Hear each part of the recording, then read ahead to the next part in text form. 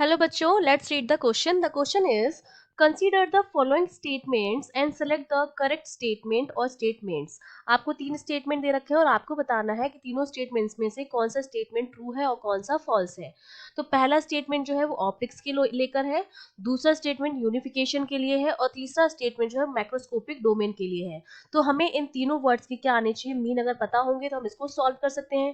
तो यही हमारा क्या हो जाएगा, की कॉन्सेप्ट हो जाएगा. की कॉन्सेप्ट में मुझे पता होना चाहिए कि ऑप्टिक्स का मतलब क्या होता है, मुझे पता होना चाहिए कि यूनिफिकेशन जो है वो क्या होता है, और मुझे पता होना चाहिए कि मैक्रोस्कोपिक डोमेन क्या होता है.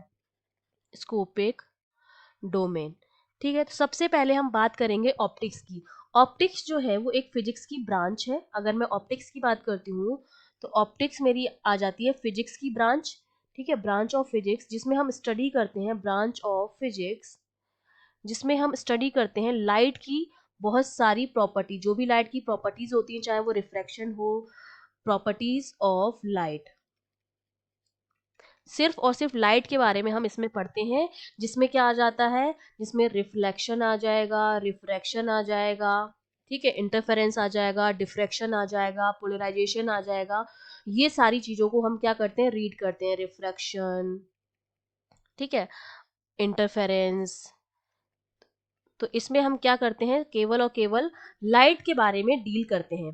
तो हमारा ऑप्शन ए तो करेक्ट हो गया, क्योंकि इसमें भी यही लिखा है, optics deal with the phenomena involving light. तो ऑप्शन फर्स्ट हमारा क्या हो गया, ट्रू हो गया. अब हम बात करेंगे यूनिफिकेशन की. यूनिफिकेशन का मतलब होता है बहुत सारी चीजों को एक बनाना, यूनाइट करना. ठीक है, यूनिफिकेशन का मतलब होता है किसी को यूनाइट करना, एक करना. ठीक है, यूनाइट करना या एक उसकी क्या बनाना, एक सिंगल यूनिट बनाना, किसी भी चीज को कंबाइन करना मतलब. ठीक है, तो यूनिफिकेशन जो होता है वो प्रोसेस होता है जो यूनिफाई करता है various laws of physics into a single theory. जो उसके अलग अलग लॉ होते हैं, various law of physics, various law, उनको मिला के एक थ्योरी बनाना. ठीक है, हमने क्या कर दिया, यूनाइट कर दिया. अलग अलग लॉज जो है फिजिक्स के, उनको यूनाइट करके हमने क्या बना दी, उनकी एक थ्योरी बना दी. और ये थ्योरी जो है वो एक्सप्लेन करेगी अलग अलग फिनोमिना को. वो होता है हमारा यूनिफिकेशन.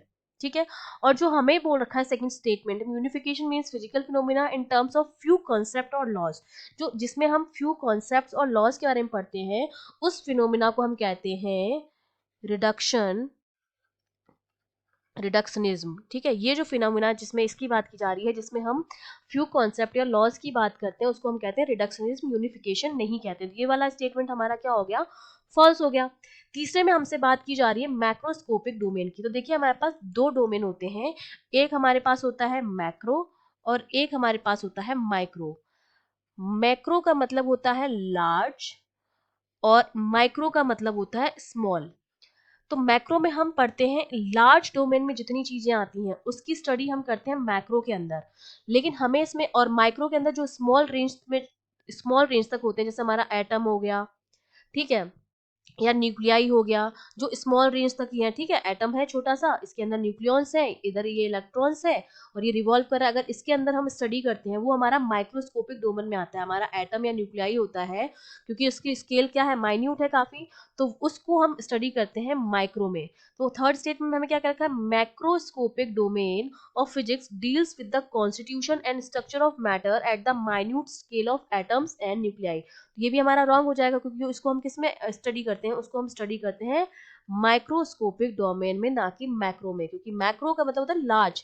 जब लार्ज स्केल की हम बात करते हैं तो हमारा मैक्रो होता है, जब स्मॉल स्केल की बात करते हैं तो हमारा माइक्रो होता है.